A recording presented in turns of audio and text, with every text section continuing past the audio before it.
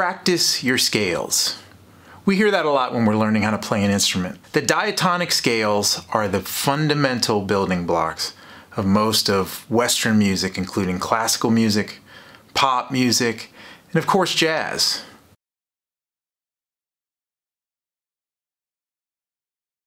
We're told constantly how much we need to work on our scales. But why are they so important? The first and most obvious answer to this is technique.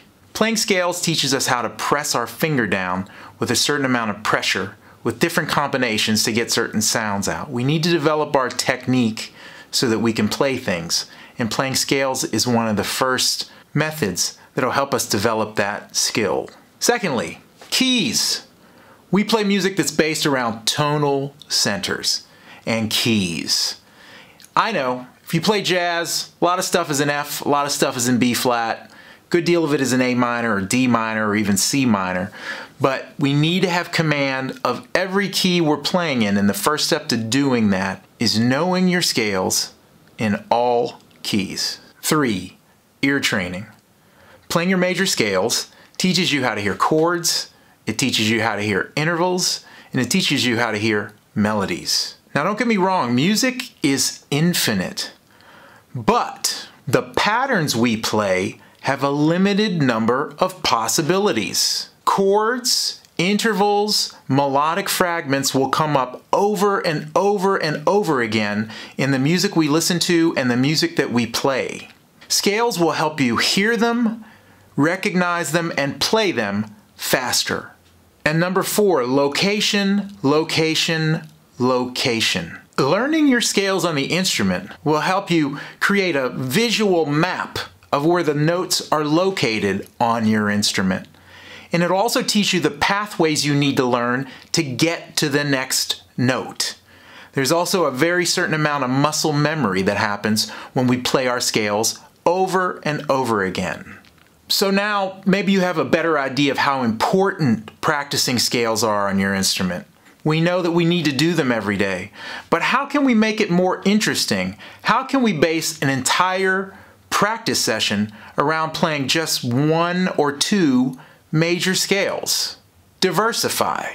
Let's take the most basic diatonic 7-note major scale pattern, in this case in C, and see if we can come up with several different ways we can practice this and make it interesting, all while going beyond the standard up and down way that we are used to playing our scales. Watch. One obvious way that's been around for centuries to practice scales is to vary your note groupings. We can group the notes in 3s,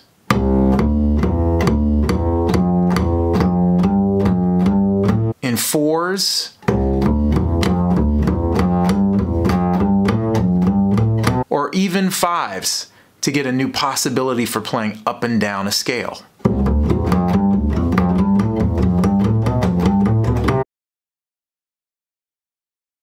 Playing a scale in intervals is probably the most important non-linear way that we can play a scale. The beautiful part about this is that the scale is diatonic, and it's pretty easy for you to hear if you're playing a wrong note or not.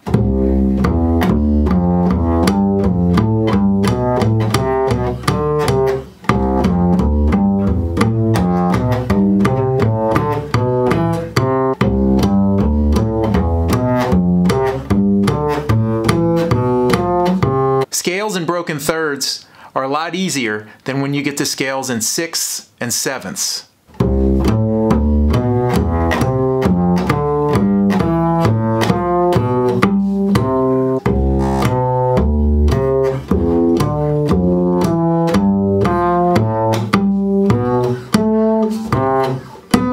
See which ones are easiest, and then go back and work on the ones that aren't as easy.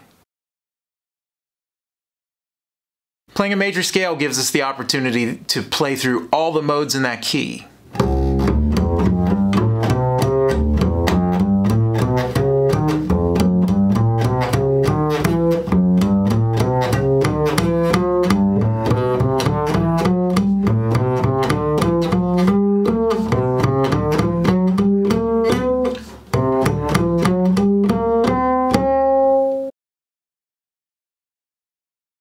Playing triads is another really interesting and challenging approach. See if you can play them up,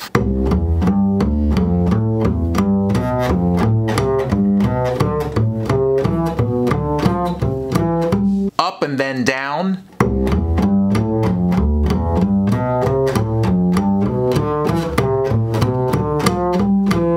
then see if you can do an inversion of each triad while moving up each degree of the scale.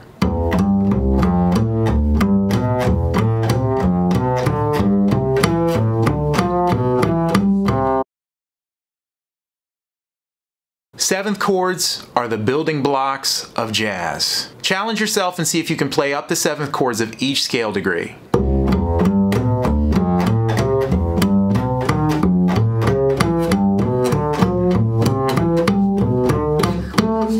And when you've got that, see if you can go up one, down the next.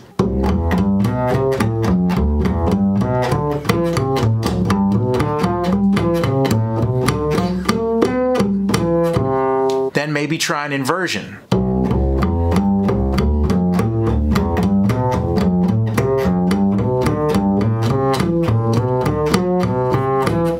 The inversion is a common technique that's used in jazz solos. In the end, you have to be creative. Come up with your own patterns or patterns that you hear maybe other instrumentalists doing. Here's a jazz pattern I learned years ago.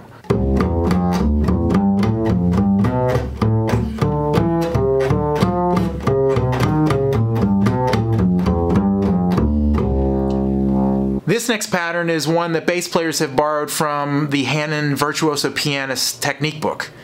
This is Hanon exercise number 1, a diatonic exercise in C.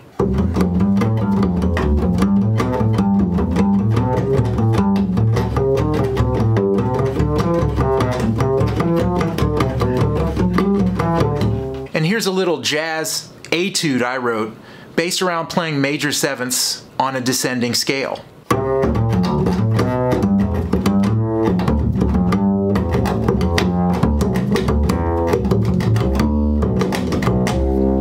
All the examples you've heard me play today are in the key of C. To get the most out of this, you're going to have to start moving the keys around. Not everything you play is going to be in the key of C or A minor. So some keys are going to be harder than other keys, but that's the whole point, right? Find a key that you can play most of these exercises in.